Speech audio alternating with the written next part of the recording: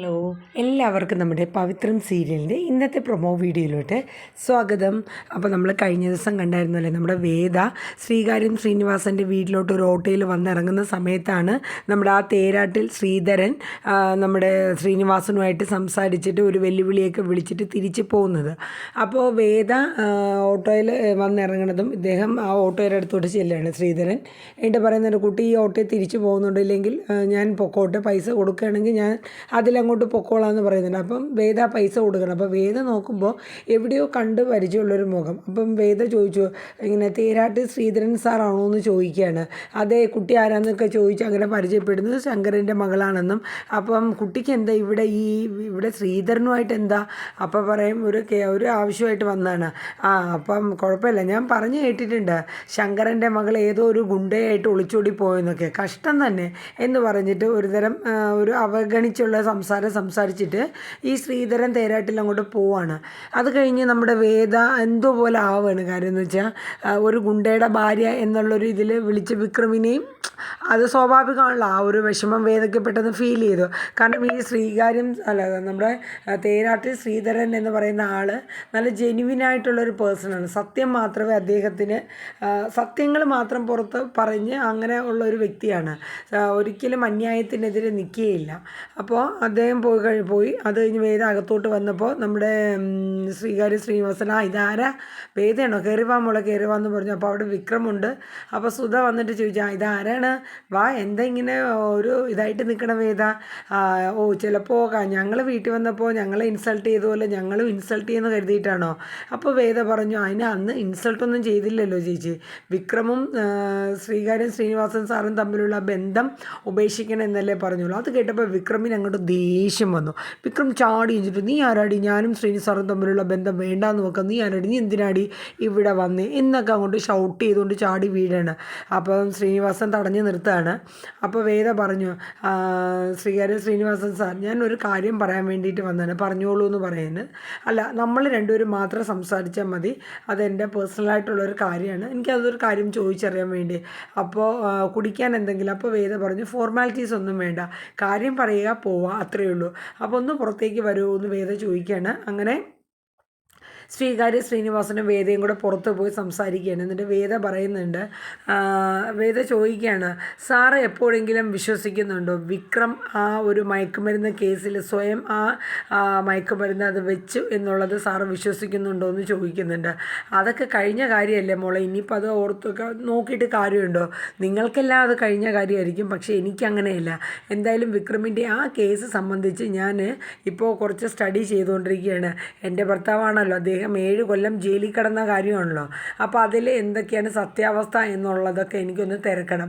എൻ്റെ വേദ ചോദിക്കുന്നുണ്ട്, സാറിന് ഓർമ്മയുണ്ടോ എന്നുള്ളത് എനിക്കറിയില്ല, ഞാനിപ്പോൾ ചക്രപാണി സാറിൻ്റെ കൂടെയാണ് പ്രാക്ടീസ് തുടങ്ങിയത്. അന്ന് ഈ വിക്രമിൻ്റെ ഈ കേസുമായിട്ട് ബന്ധപ്പെട്ട് ഞാൻ അതിൻ്റെ കേസ് ഫയലുകൾ ഇങ്ങനെ നോക്കിക്കൊണ്ടിരിക്കുന്നിടയിൽ വളരെ വിചിത്രമായിട്ട് ഒരു രസകരമായ ഒരു കേസ് ഞാൻ കണ്ടായിരുന്നു. അതായത് വിക്രമും കോളേജിൽ പഠിക്കുന്ന ടൈമിൽ ക്യാമ്പസിൽ ഒരു അടി നടക്കുകയാണ്. അന്ന് ഒരു പയ്യനെ പോലീസ് അറസ്റ്റ് ചെയ്യുകയാണ്. ആ അറസ്റ്റ് ചെയ്യുന്ന പയ്യന് ശ്രീകുമാർ എന്ന പേരുള്ള ഒരാളാണ് വന്ന് ജാമ്യത്തിലിറക്കി കൊണ്ടുപോകുന്നത്. പെട്ടെന്ന് തന്നെ പോലീസിൻ്റെ പിടിയിൽ നിന്നും ആ പയ്യൻ പുറത്തിറങ്ങുകയൊക്കെ ചെയ്തു. ഈ ശ്രീകുമാർ എന്ന് പറയുന്ന വ്യക്തിയെ ശ്രീനിവാസൻ സാറിന് അറിയാവോ എന്ന് ചോദിക്കുകയാണ്. പക്ഷേ ഇതൊക്കെ കേട്ടപ്പോൾ ഈ ശ്രീകാര്യ ശ്രീനിവാസൻ്റെ മുഖമൊക്കെ ആകെ ഒരു ടെൻഷൻ ആവുകയാണ്.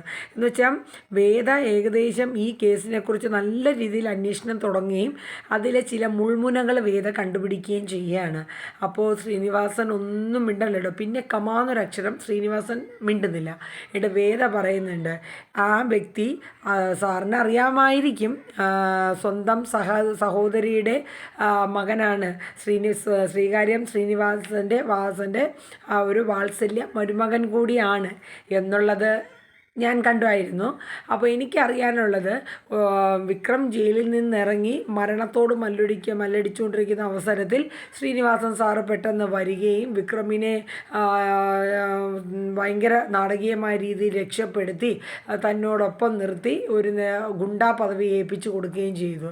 പക്ഷേ ആ ശ്രീനിവാസൻ സാറ് ഒരിക്കൽ പോലും ഈ ശ്രീകുമാർ എന്ന് പറയുന്ന തൻ്റെ സ്വന്തം മരുമകനെക്കുറിച്ച്, അതായത് വിക്രമിൻ്റെ ജീവിതത്തിലെ ഈ കേസുമായി ബന്ധപ്പെട്ട ആ വില്ലനായിട്ട് വരുന്ന ശ്രീകുമാർ, ഇത് ഞാൻ എൻ്റെ ഒരു തോന്നലാണ്, വിക്രമിൻ്റെ വില്ലനായിട്ട് വരുന്ന ആളാണ് ഈ ശ്രീകുമാർ എന്ന ആൾ. ആ ആളെക്കുറിച്ച് ഇന്ന് വരെയും ഈ നിമിഷം വരെയും ശ്രീനിവാസൻ സാറ് വിക്രമുമായിട്ട് സംസാരിച്ചിട്ടില്ല. ഞാൻ ഊഹിച്ചതാണ് കേട്ടോ വില്ലനാണ് എന്നുള്ളത്. ഞാൻ ആ ഒരു കടമ്പയിലോട്ടൊക്കെ എത്തുന്നേ ഉള്ളൂ. ഞാൻ ഇനി പല അന്വേഷണങ്ങളും നടത്തിയതിന് ശേഷമേ എനിക്കത് വിലയിരുത്താൻ പറ്റുള്ളൂ. അങ്ങനെ ഞാൻ വിലയിരുത്തി ഇതിൻ്റെ പ്രധാന കണ്ണി ഈ ശ്രീകുമാർ, താങ്കളുടെ സഹോദരിയുടെ മകനായ ശ്രീകുമാർ ആണ് എന്ന് ഞാൻ അറിയുന്ന ആ നിമിഷം ഞാൻ വിക്രമിനെയും കൊണ്ട് ശ്രീകാര്യം ശ്രീനിവാസൻ്റെ അടുത്ത് ഞാൻ വരും. അന്ന് എനിക്ക് വിക്രമിനെ നിർത്തിക്കൊണ്ട് ഞാൻ ചില ചോദ്യങ്ങൾ ചോദിക്കും. അന്ന് നിങ്ങൾ എനിക്ക് അതിനുള്ള മറുപടി തരണം എന്ന് വേദ പറയാണ്. ശരി, ഇത്രയേ ഉള്ളൂ എന്ന് പറഞ്ഞിട്ട് വേദ പോവാണ്. നമ്മുടെ ശ്രീനിവാസൻ ആകെ അങ്ങ് അന്തം വിടാണ്. കാരണം വേദ വർഷങ്ങളോളമായി മറഞ്ഞ് മണ്ണോടണിഞ്ഞ് എന്നുള്ള രീതിയിൽ കരുതിയിരുന്ന ആ ഒരു കേസ് ഇന്ന് വേദ കുത്തിപ്പൊക്കി കൊണ്ടുവന്നൊക്കെയാണ്. അപ്പോൾ നമ്മുടെ ശ്രീനിവാസൻ ആകെ അന്താളിച്ച് നിൽക്കുകയാണ്. അപ്പോൾ വേദ പോയി കഴിഞ്ഞിട്ട് നമ്മുടെ വിക്രം അങ്ങോട്ട് കടന്നു വരികയാണ്. എന്നിട്ട് വിക്രം വന്നിട്ട് പറയുന്നത്, അവൾ എന്താ സാറേ പറഞ്ഞത്? അപ്പോൾ ശ്രീനിവാസൻ ഇത്ര മാത്രമേ പറഞ്ഞുള്ളൂ, നമ്മൾ വിചാരിച്ചതുപോലെയല്ല, അവൾ വളരെ മിടുക്കിയാണെന്ന് ഇങ്ങനെ പറയുന്നുണ്ട്. അത് കഴിഞ്ഞിട്ട് പിന്നീട് കാണിക്കുന്ന സീൻ എന്ന് പറയുന്നത് നമ്മുടെ പിന്നെ ദർശനാണ്. ദർശനും അതോടൊപ്പം തന്നെ ദർശൻ്റെ കൂടെ ഒരു ഹമീദ് എന്ന് പേരുള്ള ഒരു പോലീസ് റിട്ടയർഡ് ഉദ്യോഗസ്ഥനും കൂടെ ഉണ്ട്. അപ്പോൾ വേദ പറഞ്ഞിരുന്നു വിക്രമിൻ്റെ മയക്കുമരുന്നുമായിട്ടുള്ള ബന്ധപ്പെട്ട കേസിനെ കുറിച്ച് അന്വേഷിക്കണമെന്ന്. അങ്ങനെ ദർശൻ അന്വേഷിക്കുന്ന കൂട്ടത്തിലാണ് ഈ ഹമീദ് എന്ന് പറഞ്ഞ് റിട്ടയർഡായ അന്ന് വിക്രമിനെ അറസ്റ്റ് ചെയ്ത സമയത്തുണ്ടായിരുന്ന ഒരു പോലീസുകാരനാണ്. അപ്പോൾ ഹമീദുമായിട്ട് വേദയെ പരിചയപ്പെടുത്തി കൊടുക്കണം. അപ്പോൾ ഹമീദിന് ഓർമ്മയിലുള്ള ചില കാര്യങ്ങൾ വേദയായിട്ട് ഡിസ്കസ് ചെയ്യണം. അതായത് അവർക്ക് മേളിൽ നിന്ന് ഒരു ഇൻഫർമേഷൻ, അന്ന് വിക്രമിനെ അറസ്റ്റ് ചെയ്യുന്ന സമയത്ത് ആ ഒരു കൂട്ടത്തിൽ ഈ പോലീസ് ഉദ്യോഗസ്ഥനുണ്ടായിരുന്നു ഹമീദ് എന്ന് പേരുള്ള. അപ്പോൾ അവർക്ക് മേളിൽ നിന്ന് ഒരു ഇൻഫർമേഷൻ കിട്ടി, ഇങ്ങനെ മാഷ് ക്യാമ്പസുകളിൽ മയക്കുമരുന്ന് കുട്ടികൾക്കും മറ്റും വിൽക്കുന്നുണ്ട് എന്നുള്ളത്. അപ്പോൾ അന്തം വിടണം, മാഷോ? അതെ. അപ്പോൾ നമ്മുടെ ദർശൻ പറഞ്ഞു കൊടുക്കുന്നുണ്ട്, അന്ന് വിക്രമിനെ എതിരെ നിന്നിരുന്ന ക്യാമ്പസിലെ ഒരുവിധ ഡ്രഗ്സ് അഡിക്റ്റേഴ്സ് ആയിട്ടുള്ളവരൊക്കെ മാഷിൻ്റെ പരാതിയെ തുടർന്ന് അറസ്റ്റ് ചെയ്തിട്ടുണ്ടായിരുന്നു. അപ്പം ആ അറസ്റ്റിൻ്റെ പിന്നിൽ മാഷാണെന്നുള്ളത് മനസ്സിലാക്കി മാഷിനൊരു തിരിച്ചടി കൊടുത്തതാണ് അന്ന് ആ റിട്ടയർമെൻറ്റ് ദിവസത്തെ മാഷിൻ്റെ ബാഗിനകത്തുള്ള മയക്കുമരുന്ന് വെക്കലും അറസ്റ്റും ഒക്കെ. അങ്ങനെ പോലീസ് വന്നപ്പോൾ മാഷിനെ അറസ്റ്റ് ചെയ്യും. മാഷിൻ്റെ ബാഗ് ചെക്ക് ചെയ്തപ്പോൾ ഈ ഡ്രഗ്സ് അവിടെ നിന്ന് കിട്ടുകയും ചെയ്യുകയാണ്. പക്ഷേ ഇത് വളരെ നാടകീയമായ ചില രംഗങ്ങളാണെന്ന് മനസ്സിലാക്കിയ വിക്രം വേറൊന്നും നോക്കില്ല. അച്ഛനെ എന്തായാലും ഇതിലേക്ക് തള്ളിവിടാൻ വിക്രം ഉദ്ദേശിക്കുന്നില്ല. അതുകൊണ്ട് വിക്രം സ്വമേധയാ ആ കുറ്റം അങ്ങ് ഏറ്റെടുക്കുകയാണ്. പോലീസുകാർക്ക് നന്നായിട്ട് അറിയാം വിക്രം അത് സ്വമേധയെ ഏറ്റെടുത്തതാണ് അച്ഛനെ രക്ഷിക്കാൻ വേണ്ടിയാണെന്ന്. പക്ഷേ എന്ത് ചെയ്താലും പിന്നെയുള്ള ചോദ്യം ചെയ്യലിലാണെങ്കിലും കോടതിയിൽ കേസ് വിസ്താരണത്തിലാണെങ്കിലും വിക്രം അതിൽ നിന്ന് ഒരിഞ്ച് മാറിയിട്ടില്ല. അപ്പോൾ വേദ ചോദിച്ചു അതെന്തുകൊണ്ടായിരിക്കും? അപ്പോൾ അല്ലെങ്കിൽ തന്നെ പോലീസുകാർക്ക് അറിയില്ലേ, അച്ഛനെ പോലെയുള്ള ഒരു അധ്യാപകൻ ഒരിക്കലും ഇങ്ങനെ ഒരു ഇത് ചെയ്യില്ല. പക്ഷേ അതൊന്നും പറഞ്ഞിട്ട് കാര്യമില്ല മോളെ. ഹമീദ് പറയാണ്, അന്ന് അത്രയ്ക്കും പിടിപാടോടുകൂടി ഈ ഡ്രഗ്സ് അഡിക്റ്റേഴ്സ് ആയിട്ടുള്ള ഈ അന്ന് ക്യാമ്പസിൽ നിന്ന് പിടിച്ചവന്മാർക്ക് ഒരുപാട് പിന്നിലെ തലപ്പത്ത് നല്ല ആളും ബലവും ഉള്ളവരായിരുന്നു. അപ്പോൾ മാഷിനെ കൊടുക്കുക എന്നുള്ളതാണ്. കാരണം മാഷ് കാരണമല്ല അവന്മാർ അകത്ത് പോയത്, ക്യാമ്പസിൻ്റെ അകത്ത് നിന്ന് അറസ്റ്റ് ചെയ്ത് കൊണ്ടുപോയതാണ്. അതിൻ്റെ ക്ഷീണത്തിന് തിരിച്ചടിയായിട്ടാണ് ഈ ഒരു കേസ് ഉണ്ടാക്കിയത്. അപ്പം വിക്രം ആ കുറ്റം ഏറ്റെടുക്കുകയും അതങ്ങനെയാണ് വിക്രമിന് ജയിൽ ശിക്ഷ ലഭിക്കുകയൊക്കെ ചെയ്തത്. അപ്പോൾ വേദ ചോദിക്കുന്നുണ്ട് അതെന്തിനായിരിക്കും അപ്പോൾ വിക്രം ആ കേസ് ഏറ്റെടുത്തത്? അപ്പോൾ വിക്രം പിന്നെ അത് ജയിലിൽ നിന്ന് ഇറങ്ങിയിട്ടാണെങ്കിലും അത് അന്വേഷിച്ച് കാണില്ല, ഇത് ആരാ ഇത് വെച്ചതെന്നോ. അപ്പോൾ നമ്മുടെ ദർശൻ പറഞ്ഞു കൊടുക്കുന്നുണ്ട് തീർച്ചയായിട്ടും ഒരു പക്ഷേ വിക്രമിന് അത് അന്വേഷിച്ചുകൊണ്ടാകും, വിക്രമിന് അത് ആരാണെന്നും അറിയുകയും ചെയ്യുമായിരിക്കും, അയാൾ പുറത്തു പറയാത്തതായിരിക്കുമെന്ന് വേദയോട് പറയുന്നുണ്ട്. അപ്പോൾ ഇതിൽ നിന്ന് വേദയ്ക്ക് മനസ്സിലായ ഒരു കാര്യം, ഇതിൻ്റെ പിന്നിൽ ഒരു റാക്കറ്റ് തന്നെ ഉണ്ടായിരുന്നു. വിക്രമിൻ്റെ ജീവിതത്തിൽ ഒട്ടുമേ തെറ്റ് ചെയ്യാണ്ടിരുന്ന വിക്രമിന് 7 വർഷം കഠിന തടവാണ് ഈ ഒരു ചെയ്യാത്ത കുറ്റത്തിന് കിട്ടിയത്. എന്തൊക്കെയാണെങ്കിലും വേദ വാശിയോടുകൂടെ തന്നെ ഈ കേസിൽ പിന്നെ മുന്നിട്ടിറങ്ങുകയാണ്. അങ്ങനെ വേദ വീട്ടിലെത്തിക്കഴിഞ്ഞപ്പോൾ വിക്രം ഭയങ്കര ദേഷ്യമായിട്ട് ഷൗട്ട് ചെയ്യാണ്.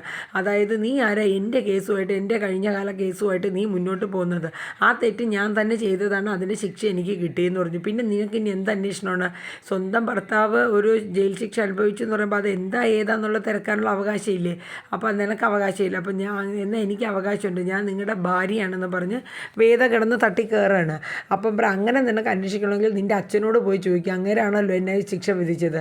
അതെ, എല്ലാം എന്നെ അന്വേഷിക്കുന്നുണ്ട്, എന്തായാലും ഞാൻ ഇതിനെ തുടർന്ന് അന്വേഷണം നടത്തുക തന്നെ ചെയ്യും, വിക്രം ഇതിലിടപെടണ്ടെന്ന് പറഞ്ഞ് വേദയും വഴക്കടിക്കുന്നുണ്ട്.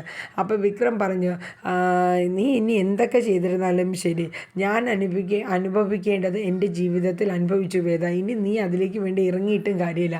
ഇനി അഥവാ നീ ഇറങ്ങിയാൽ തന്നെയും ഇതിലെന്തെങ്കിലും കണ്ടെത്തിയാൽ എനിക്കറിയാവുന്ന പല കാര്യങ്ങളും എൻ്റെ ഉള്ളിലുണ്ടെങ്കിൽ തന്നെ അത് എന്നോട് തന്നെ മണ്ണടിഞ്ഞ് പോട്ടെ, ഞാനത് പുറത്തു പറയാനും പോകുന്നില്ല, അതുകൊണ്ട് നീ ഇതിൽ ഇനി അന്വേഷിച്ചിറങ്ങേണ്ട കാര്യമൊന്നുമില്ല എന്നൊക്കെ പറഞ്ഞ് വിക്രം കിടന്ന് ഉച്ചയെടുക്കുകയാണ്.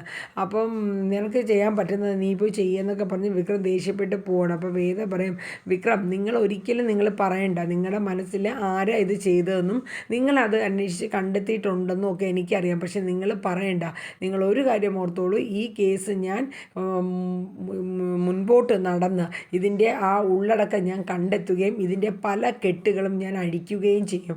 അതോടൊപ്പം തന്നെ നിങ്ങൾ ഈ ഒരു കേസിൻ്റെ ഏകദേശം മുൾമുന വക്കിൽ ഞാൻ എത്തിയിട്ടുണ്ട്, ഞാൻ ആരാ എന്താണെന്ന് നിങ്ങളുടെ മുമ്പിൽ നേരിട്ട് ഞാൻ പറഞ്ഞിരിക്കുമെന്നും വേദയും വെല്ലുവിളിക്കുകയാണ്. അപ്പോൾ വിക്രമിനൊരു സംശയം, കാരണം വിക്രമിനറിയാം താനല്ല തെറ്റ് ചെയ്തതും ഇതിൻ്റെ പിന്നിൽ മറ്റാരും ആണ്, അത് വിക്രമിന് അറിയാമെന്നുള്ളതാണ് എല്ലാവർക്കും തോന്നുന്നത്. പക്ഷേ നമുക്കറിയില്ല, കറക്റ്റായിട്ട് അറിയില്ല വിക്രം അത് മനസ്സിലാക്കിയിട്ടുണ്ടോ എന്നുള്ളത്, കാരണം അതിനെക്കുറിച്ചൊന്നും കാണിക്കുന്നില്ലല്ലോ. അപ്പോൾ കാര്യങ്ങളുടെ കിടപ്പ് അങ്ങനെയാണ്. അത് കഴിഞ്ഞ് വിക്രം നേരെ പോയി വിക്രമിൻ്റെ ആ റൂമിൽ പോയി ഇരിക്കുകയാണ്. ആ സമയത്ത് വേദ റൂമിൻ്റെ അകത്തോട്ട് വേറെന്തോ പറയാൻ വേണ്ടി വന്നപ്പോൾ വിക്രമിൻ്റെ ഒരു കോള് വന്നപ്പോൾ വേദ അവിടെ തന്നെ നിൽക്കുകയാണ്. അപ്പോൾ വിളിച്ചത് ശ്രീനിവാസനാണ്. എന്നിട്ട് പറയുന്നുണ്ട്, വിക്രം, നമുക്ക് ആ ശ്രീധരൻ തേരാട്ടിൽ നല്ല പണി ഒപ്പിക്കുമെന്നാണ് തോന്നുന്നത്. അയാൾ നമ്മുടെ പല കേസുകൾക്ക് പുറകെ പോവുകയും പല അന്വേഷണങ്ങൾ നടത്തുകയും ചെയ്യുന്നു. കാസർഗോഡുള്ള നമ്മുടെ അലിയാറുണ്ടല്ലോ, അയാൾ എന്നെ വിളിച്ചിട്ടുണ്ടായിരുന്നു, നമ്മുടെ കൂട്ടുകാരൻ സുഹൃത്താണ്. അപ്പോൾ അവിടെയൊക്കെ ചെന്നിട്ട് പല കേസ് വിവരങ്ങളും ഇയാൾ തടി തപ്പി എടുക്കുന്നുണ്ട്. എന്തായാലും നമുക്ക് ചിലപ്പോൾ നമ്മുടെ ഈ ഇലക്ഷൻ സമയത്ത് ഇതൊക്കെ പൊങ്ങി വന്നു കഴിഞ്ഞാൽ പണിയാവുമെന്നാണ് തോന്നുന്ന വിക്രം എന്ന് പറയുന്നുണ്ട്. അപ്പോൾ തന്നെ വിക്രം പറയുന്നുണ്ട്, സാർ ഒന്നും വിഷമിക്കേണ്ട, സാറ് പറയും എന്താ ചെയ്യേണ്ടതെന്ന്. ഒരിക്കലും അയാളെ ഭീഷണി കൊണ്ട് നമുക്ക് നേരിടാൻ പറ്റില്ല. കാര്യം തേരാട്ടിൽ ശ്രീധരൻ എന്ന് പറയുന്ന ആളെ സത്യത്തിൻ്റെ ഒരു പ്രതിനിധിയാണ്. ഒരിക്കലും ഭീഷണി അയാൾക്ക് പറ്റിയതല്ല. സാർ ഒന്നുകൊണ്ടും പേടിക്കേണ്ടെന്ന് വിക്രം പറയുന്നുണ്ട്. ഞാനൊരു പോംവഴി കണ്ടിട്ടുണ്ട്. അപ്പം ശ്രീനിവാസൻ ചോദിക്കുകയാണ്, എന്താണ്? ഇന്ന് രാത്രി നമ്മൾ അയാളെ പൊക്കുന്നു, ഒരു 3-4 ദിവസം നമ്മുടെ കസ്റ്റഡിയിൽ ഇരിക്കട്ടെ, അപ്പോൾ ഒന്ന് മയപ്പെട്ട് വന്നോളൂ എന്ന് പറയുന്നുണ്ട്. അപ്പോൾ നമ്മുടെ ശ്രീനിവാസൻ പറയുന്നുണ്ട്, എനിക്ക് നിന്നെ വിശ്വാസമാണ്, എന്തായാലും ഇതിലൊരു തീരുമാനം എടുക്കേണ്ടതായിട്ടുണ്ട്, അപ്പോൾ നീ എന്താണെന്ന് വെച്ചാൽ വേണ്ടുന്ന പോലെ ചെയ്തോ എന്ന് പറയുന്നുണ്ട്. അങ്ങനെ വിക്രമും ടീമും കൂടെ ഇന്ന് രാത്രി നമ്മുടെ തേരാട്ടിൽ ശ്രീധരനെ കിഡ്നാപ്പ് ചെയ്യാനുള്ള എല്ലാ പദ്ധതികളും ആസൂത്രണം ചെയ്യണം. അപ്പോൾ ഇതെല്ലാം വേദ കേൾക്കുകയാണ്, കാരണം വിക്രം സ്പീക്കർ ഇട്ടാണ് സംസാരിച്ചുകൊണ്ടിരുന്നത്. അപ്പം ശ്രീനിവാസൻ പറയുന്ന കാര്യങ്ങളും തിരിച്ച് വിക്രം പറഞ്ഞ കാര്യങ്ങളൊക്കെ വേദ കേൾക്കുകയാണ്. അപ്പോൾ വേദ ആലോചിക്കുകയാണ്, ഇന്ന് ഈ വിക്രത്തിനെ പുറത്തു വിടാണ്ടാക്കാൻ എന്താ ഒരു വഴിയെന്ന് ആലോചിച്ചുകൊണ്ടിരിക്കുമ്പോൾ അടുക്കള നമ്മുടെ ശ്രീജ അങ്ങനെ കടന്നു വരികയാണ്. അപ്പോൾ ശ്രീജയുടെ അടുത്ത് കാര്യങ്ങളൊക്കെ വേദ പറയുകയാണ്. അപ്പോൾ ശ്രീജയ്ക്ക് പേടിയാവുക. ശ്രീജ പറഞ്ഞു, വാ ഞാൻ വിക്രത്തിനോട് സംസാരിക്കാം. ഒരു കാര്യമില്ല ശ്രീജേട്ടത്തി, ഞാനൊരു ഐഡിയ കണ്ടുപിടിച്ചിട്ടുണ്ട്, അപ്പോൾ ശ്രീജേട്ടത്തിൻ്റെ കൂടെ നിന്നാൽ മതി. അങ്ങനെ ശ്രീജയ്ക്ക് പേടിയോടുകൂടിയാണെങ്കിലും വിക്രമിൻ്റെ ഒരു നല്ലൊരു കാര്യത്തിനല്ല, ഇല്ലെങ്കിൽ പോലീസ് കേസ് കോടതിയൊക്കെയാണ്. പായസം അങ്ങനെ ഉണ്ടാക്കുകയാണ് വേദയും ശ്രീജയും കൂടെ. അങ്ങനെ പായസം ഉണ്ടാക്കിയിട്ട് അതിൽ ഉറക്ക ഗുളിക കലക്കി വിക്രമിനെ കൊടുക്കുകയാണ്. അപ്പോൾ വിക്രമിന് പായസം ഇങ്ങനെ എടുത്തുകൊണ്ടിരുന്നപ്പോൾ നമ്മുടെ നന്ദിനി അതിൻ്റെ ഇടയിൽ പല പ്രാവശ്യമായിട്ട് ഇവരെ പല സംസാരങ്ങളും എന്താണ് ഗൂഢാലോചനയൊക്കെ ചോദിച്ച് പുറകെ നടക്കുകയായിരുന്നു. അപ്പോൾ പായസം ഉണ്ടാക്കിയപ്പോൾ വിക്രമിന് കോരുന്ന ആ മറ്റേ ഉറക്ക ഗുളിക കലക്കിയ പായസം വേദം മല്ലായിട്ട് എടുത്ത് എനിക്ക് താട്ടെ, ഞാൻ കുടിച്ചിട്ട് വിക്രം കുടിച്ചാൽ മതിയെന്നും പറഞ്ഞ് അതിൽ നിന്ന് എടുത്ത് കുടിക്കുകയാണ്. ഒന്നും പറയാനില്ല കേട്ടോ. അതും കുടിച്ച് ഒരു പോക്ക് പോണ നമ്മുടെ നന്ദിനി പിന്നെ ഒരു അനക്കമില്ല, നല്ല ഉറക്കമാണ്. വേദയും ശ്രീജയും കൂടെ നല്ലപോലെ പിടിച്ച് മേടിച്ചു, നീ കുടിക്കല്ലേ ആഹാ ഞാൻ കുടിക്കുമെന്ന് പറഞ്ഞ് മല്ലായിട്ട് കുടിച്ചാണ്. അതിനുശേഷം പിന്നെ കാണിക്കുന്ന എപ്പിസോഡൊക്കെ നാളെയാണ്. ഇന്ന് ഏകദേശം ഇത്രയാണ് പ്രൊമോയിൽ കാണിക്കുന്നത്. എന്തായാലും വിക്രമിൻ്റെ ഈ പഴയകാല കേസിനെ സംബന്ധിച്ച് വേദ ഇറങ്ങി തുടങ്ങിയിട്ടുണ്ട്. വേദ അത് കണ്ടുപിടിക്കുകയും ഇതിൻ്റെ പിന്നിൽ ആരാണെന്നും ഒക്കെ വേദ തെളിയിച്ചെടുക്കുകയാണ്. അതിൻ്റെ ഇടയിൽ പിന്നെ വിക്രം അന്ന് രാത്രി പോകാൻ പറ്റാണ്ടൊക്കെ ആവുന്ന സീനൊക്കെ ഇനി വരുന്ന ദിവസങ്ങളിൽ കാണിക്കും. കാണിക്കുന്നുണ്ട്. അപ്പോൾ എല്ലാവരും നമ്മുടെ പവിത്രം സീരിയലിൻ്റെ വേദയുടെയും വിക്രമിൻ്റെയും ഈ എപ്പിസോഡ് പ്രൊമോ എല്ലാവരും കാണുക. നിങ്ങളുടെ വിലയേറെ അഭിപ്രായങ്ങളൊക്കെ ഒന്ന് കമൻറ്റ് ബോക്സിൽ രേഖപ്പെടുത്തുക. നമ്മുടെ ചാനലായ സുമി മൂഫാസ് ടെസ്റ്റി കിച്ചൻ ഇതുവരെ സബ്സ്ക്രൈബ് ചെയ്തിട്ടില്ലെങ്കിൽ ദയവായി എല്ലാവരും സബ്ബൊക്കെ ചെയ്ത് സപ്പോർട്ട് ചെയ്യുക. എല്ലാവർക്കും നല്ലൊരു ശുഭദിനം നേർന്നുകൊണ്ട് ഇന്നത്തെ നമ്മുടെ വീഡിയോ ഇവിടെ വൈൻഡപ്പ് ചെയ്യാണ്. Bye bye.